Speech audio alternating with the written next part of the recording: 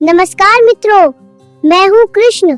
आप सबको गीता का ज्ञान देने आया हूँ। आज हम पढ़ेंगे भगवत गीता के दूसरे अध्याय का 31वां श्लोक। पिछले श्लोक में मैंने बताया था कि आत्मा अमर होती है और शोक नहीं करना चाहिए। मैंने यह भी समझाया था कि शरीर बदलता है पर आत्मा कभी नहीं बदलती। संजय अपनी दिव्य दृष्टि से यह सब देख रहे हैं और धृतराष्ट्र को बता रहे हैं, स्वधर्ममपि चावेक्ष न विकम्पितुमर्हसि धर्म्यादि युद्धात् श्रेयो अन्यत् क्षत्रियस्य न विद्यते।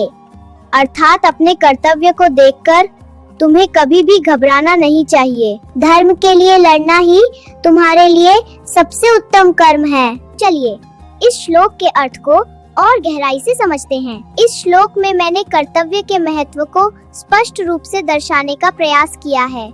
हर व्यक्ति का जीवन में एक निश्चित कर्तव्य होता ही है जो धर्म की जोत जलाए रखता है। उस कर्तव्य को पूरी निष्ठा से निभाना ही उसका सच्चा धर्म होता है। कठिन परिस्थिति अगर सामने आए तो भी कर्तव्य से पीछे हटना उचित नहीं होता। हर परिस्थिति का सामना करके बिना घबराए अपने कर्तव्य का पालन करना ही उचित है। अब इस श्लोक को एक सरल उदाहरण से समझते हैं। एक सिपाही सीमा पर खड़ा होकर देश की और देशवासियों की रक्षा करता है। मुश्किल और खतरे के बावजूद भी वह अपने कर्तव्य से पीछे नहीं हटता, क्योंकि वही उसका कर्तव्य और उसका सच्चा धर्म होता है। इससे सीख मिलती है कि हमें अपने कर्तव्य से कभी पीछे नहीं हटना चाहिए। चाहे परिस्थिति कितनी भी कठिन हो, हमें धैर्य से उसका सामना करना चाहिए।